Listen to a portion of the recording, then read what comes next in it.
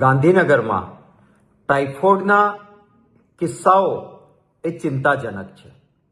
સરકાર તરફથી જે આંકડાઓ અપાય છે એ અને લોકોમાંથી જે પ્રાપ્ત થાય છે માહિતી એ વચ્ચે બહુ મોટું અંતર છે. ત્યારે મારી માંગણી છે કે સરકાર કોઈ એવું પોર્ટલ ઊભું કરે કે જેમાં દરરોજ દરેક લેબોરેટરીએ અને દરેક ખાનગી ડૉક્ટરોએ પોતાની પાસે કેટલા ટાઇફોઇડના કેસીસ આવ્યા છે એનો ડેટા ફરજિયાત પ્રમાણે અપલોડ કરવાનો થાય. અને એક પોર્ટલ અથવા વોટ્સએપ નંબર એવું પણ રાખો કે જેના અંદર જે કોઈ પરિવારની વ્યક્તિમાંથી એકાદી વ્યક્તિ પણ ટાઇફોઇડગ્રસ્ત થાય અને ભલે પ્રાઇવેટમાં સારવાર લીધી હોય તો એમનો ડેટા પણ પ્રાઇવેટ વ્યક્તિ એ સરકાર સુધી પહોંચાડી શકે.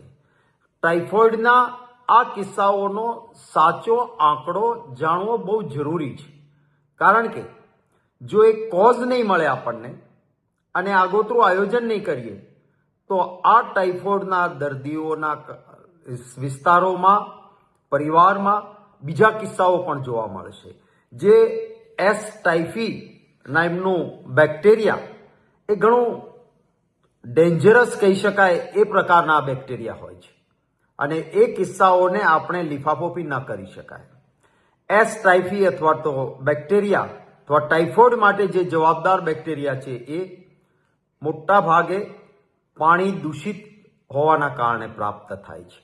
અને કોઈ સ્લમમાં નહીં, સેક્ટર 21માંથી પણ મને માહિતી મળી કે કિસ્સાઓ મળ્યા છે. એનો અર્થ એ કે ગાંધીનગરના અંદર મોટા પાયે દૂષિત પાણી લોકો સુધી પહોંચવાડવાના કારણે આ ઘટનાઓ બની છે. દૂષિત પાણી પાટનગરમાં જો આ પરિસ્થિતિ હોય તો આપણે સમજી શકીએ કે ગુજરાતના અન્ય નગરોમાં, મહાનગરોમાં કેવી પરિસ્થિતિ હશે. પાણી શુદ્ધ મળે એ આરોગ્ય માટે જરૂરી છે અને મહાનગરપાલિકાઓ, નગરપાલિકાઓ, સરકાર એની પ્રાથમિક જવાબદારી છે અથવા મુખ્ય જવાબદારી કહી શકાય એ જવાબદારી છે લોકોના આરોગ્યની, જાનમાલની અને સુરક્ષાની જાળવણીની. કમનસીબે આ અંગે ગંભીરતાથી સરકાર વિચારતી નથી અને એક મોટા પાયે ભ્રષ્ટાચાર પણ આના માટે જવાબદાર છે.